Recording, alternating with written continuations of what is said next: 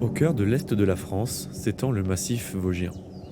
Des forêts profondes et charnues, accompagnées de crêtes et de lacs formant ce paysage montagneux.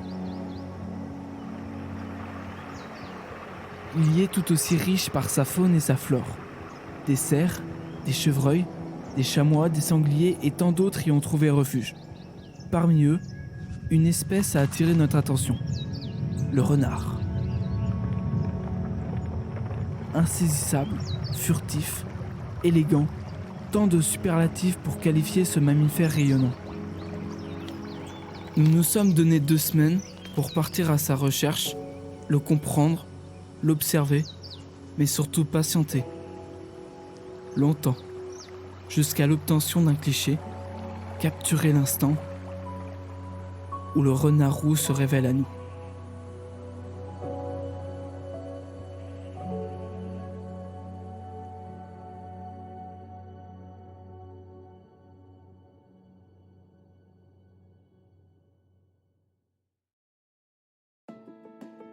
Afin de partir dans les meilleures conditions possibles, nous devons apprendre à connaître notre sujet.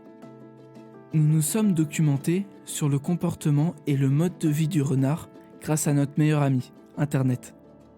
Le renard roux de son nom scientifique Vulpes vulpes est le plus grand représentant du genre Vulpes, où l'on y retrouve notamment le renard polaire et le fennec. Avec une hauteur moyenne de 40 cm et une longueur pouvant atteindre 1,30 m, il affiche un poids variant entre 7 kg pour un mâle et 5,5 kg pour une femelle. Son nom, renard, trouve son origine dans le mot germanique ren, signifiant rusé. Autrefois appelé goupil, ce n'est qu'au Moyen-Âge, avec la popularité du roman de renard, que ce terme a peu à peu disparu du langage courant. Présent sur la majorité des continents, il s'agit d'une espèce extrêmement adaptable. On le croit d'ailleurs nocturne, mais il est avant tout un animal prudent préférant la nuit pour éviter les dangers, notamment humains.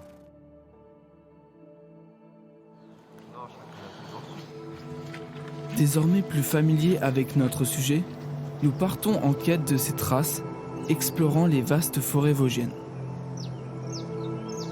Aux abords d'un champ dégagé, une empreinte attire notre attention. Regarde, du coup, là, c'est une trace de renard. Et ça comment là? La différence pour reconnaître une trace de renard et une trace de chien, c'est que du coup, là, il y a les 4 coussinets qui sont là et le coussinet principal qui est ici. Et on peut tracer donc une ligne entre le haut des coussinets et le bas des coussinets. Et normalement, la ligne n'est pas censée couper les coussinets. Les yeux grands ouverts, nous scrutons chaque détail.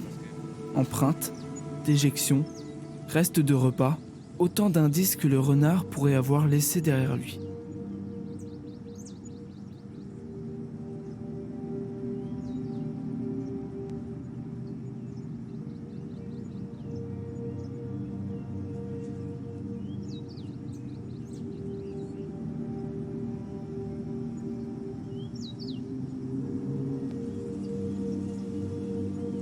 D'autres traces alentour viennent confirmer notre intuition. Ces dispositifs nous permettront d'affiner nos observations. À quelle heure le renard se montre? Quels sont ses itinéraires préférés?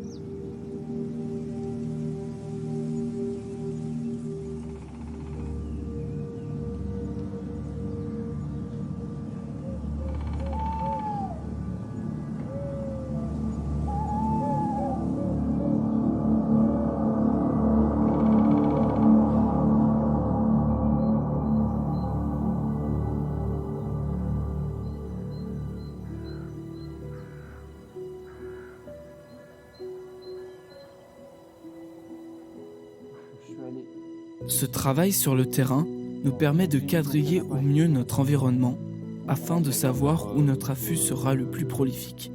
De retour au chaud, nous avons pu faire le bilan de nos recherches. C'est pas là que t'étais en affût, mais t'as quand même posé un piège histoire de. Donc là, la bordure. À cet endroit-là, parce qu'en gros, Il y a un passage ici. t'as énormément d'animaux qui passent par là en lisière. Le truc, c'est que ça fait une haie, il y a un chemin qui passe là au milieu. Ok. Et donc, il y a pas mal de traces d'animaux, et donc on a vu un peu de traces de crottes de renard à cet endroit-là. Et le dernier endroit, c'était plus bas, ici, là, dans la forêt, à cet endroit-là. Il y avait des crottes, il y avait tout, mais il n'y a rien qui est passé devant. Ça, c'est la vidéo du premier jour. Ah ouais, on le voit bien là. Ouais. Ouais, sous la pluie, il est en train de chasser. Oui, il est en train de bouletter un truc. En vrai, c'est un bon endroit pour potentiellement faire un petit affût en bord de champ ou près d'une lisière de forêt, quoi. Bord de champ là le matin. Et ça peut être un bon spot. Nous avons rencontré le vidéaste alsacien Marc Schoffel, alias Lunaire sur le réseau, où il partage ses expériences dans le domaine de la photographie animalière. Quelle est la plus grande difficulté pour se lancer dans la photo animalière ou dans la photo animalière en général? Ouais, il y a pas mal de difficultés. Alors, la plus grande, ça va être la patience quand même. Parce qu'il faut quand même énormément de patience. Il faut aussi se rendre compte que 90% du temps, on va revenir sans rien, sans aucune photo, sans aucune image. Et il faut réussir à se remotiver pour revenir sur les lieux. Alors, c'est aussi un petit peu ça le jeu, entre guillemets, c'est que on ne sait jamais vraiment si on va voir quelque chose, mais on y va quand même parce qu'il y a cette excitation, ce côté-là. Est-ce qu'on va finir par trouver, par rencontrer cet animal-là? Donc, ça c'est un côté difficile parce que c'est vrai que tu rentres de 4 heures d'affût, tu n'as rien vu, tu es un peu démotivé, souvent tu es fatigué, tu as faim, tu as froid, ça dépend des conditions dans lesquelles tu as attendu, mais ça c'est vraiment très difficile parce que ouais, tu es souvent déçu en fait. Donc nous, on a été contraints de faire notre mini-documentaire sur le renard durant cette période de février-mars. Selon toi, c'est quand la meilleure période pour envisager un documentaire sur le renard de façon idéale? Dans toute la période de mai à août, tu as pas mal de chances d'en apercevoir. Et aussi, pendant l'été, en fait, tu as les jeunes qui vont commencer à se séparer de la maman et à trouver leur indépendance. Et là, tu peux voir aussi pas mal de jeunes prendre leur territoire, prendre leur marque, justement, à ce moment-là. Bah justement, la question suivante, c'est une question assez générale. C'est quelles sont tes méthodes quand tu pars à la quête d'une photo animalière, en général, un peu ton déroulé? Déjà, apprendre tout son mode de vie, ses habitudes, ses périodes aussi de reproduction, pour éviter justement d'interférer avec justement des périodes importantes de l'espèce. Et ensuite, une fois que tu es sûr que l'animal il est dans les parages, tu peux poser des pièges photos aussi. Hein, ça peut te donner des bonnes indications. Et ensuite, tu poses un affût. Voilà, et t'attends. Et puis, parfois des jours. Voilà. La dernière question, c'est plus à propos de l'environnement. C'est quoi les conseils que tu pourrais donner pour respecter un maximum les espèces animales et puis plus généralement, plus précisément le renard? Un truc qui est important, quand tu viens en affût, tu essayes de venir tôt, que ce soit le matin ou le soir, tu essayes de venir très très tôt. Si tu veux faire un affût le soir, tu viens très longtemps avant le coucher du soleil. Et une fois que tu as les images ou pas, en fait, tu patientes aussi après, après que l'animal soit parti. Même si tu es heureux d'avoir les images, etc., tu fais pas ouh, tu cries pas et voilà. Tu attends que l'animal il soit parti, tu attends parfois 20-30 minutes quand même pour être bien sûr qu'il n'y ait pas de dérangement une fois que tu remballes, quoi. De retour en forêt, nous passons à l'action. La construction de nos affûts pour les jours à venir.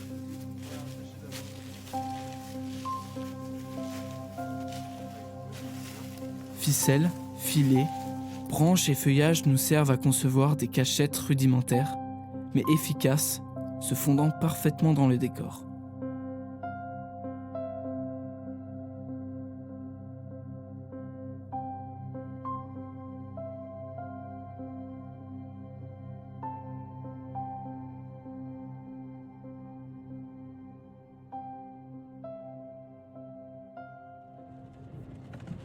Jour de vacances, journée classée verte par identité. Ça se vérifie notamment dans le quart sud-est du pays,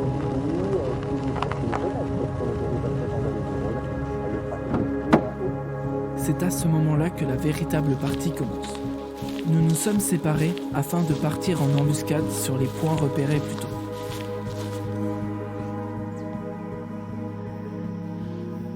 Nous attendons l'apparition du renard dans la lueur de l'eau.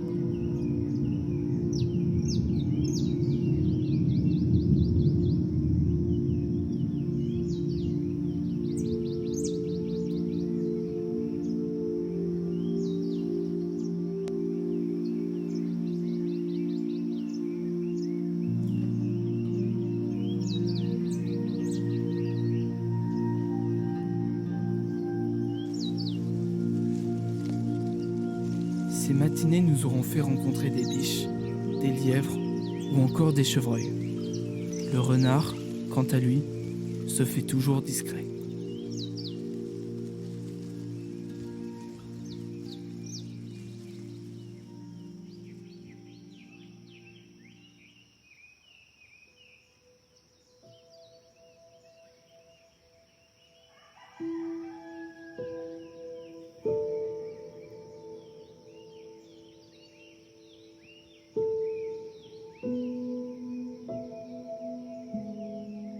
Environ une semaine plus tard, un voile blanc recouvre plaines et forêts. La neige tombe. Un silence total s'installe. Nous avons profité de ces paysages gelés par l'hiver pour reprendre les pistaches. Nous sommes partis en quête de traces fraîches laissées par les animaux, figées. Et c'est avec ces précieuses informations que nous retournons en affût, espérant que cette fois-ci, la rencontre tant attendue aura lieu.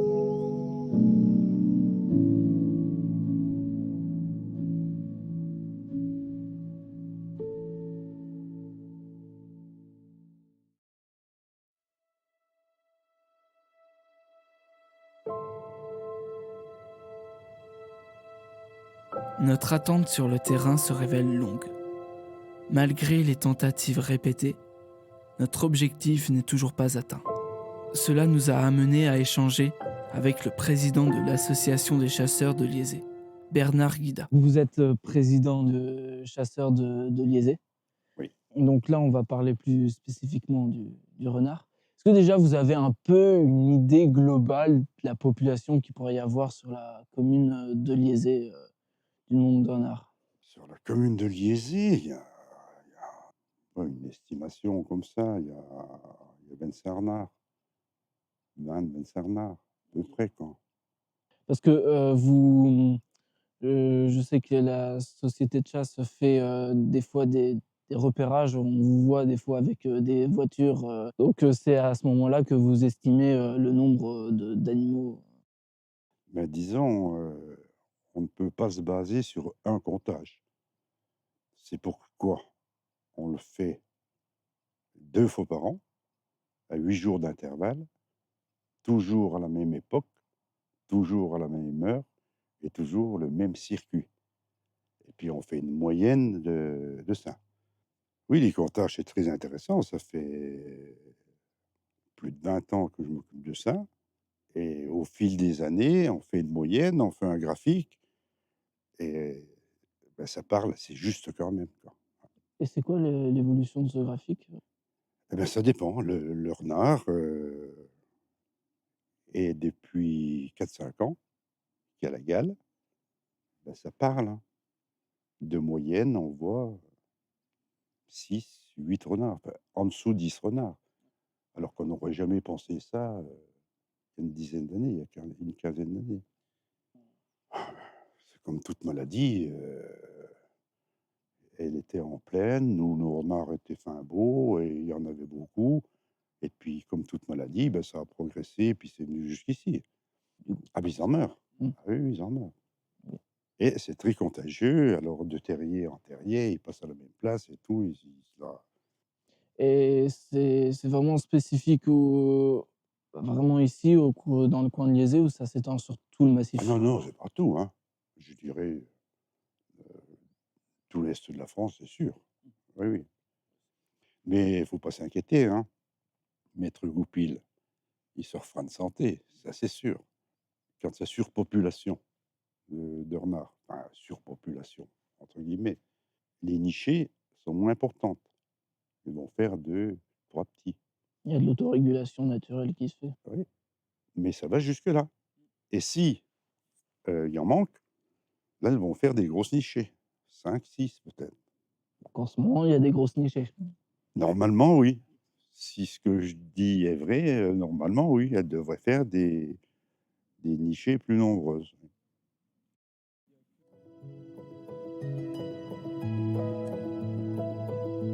Nos 2 semaines d'exploration et de pistage touchent à leur fin, sans que nous ayons eu la chance d'apercevoir le renard.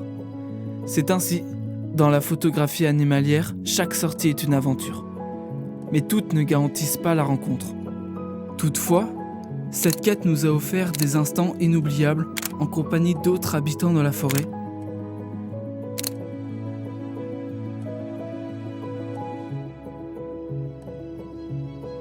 Mais nous avons pu aussi admirer les paysages des Vosges pour immortaliser quelques instants de cette expérience.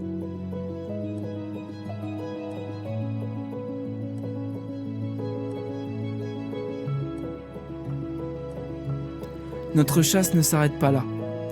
Nous continuerons à suivre les traces du renard dans les mois à venir, avec l'espoir de croiser, enfin, le regard de cet animal si mystérieux.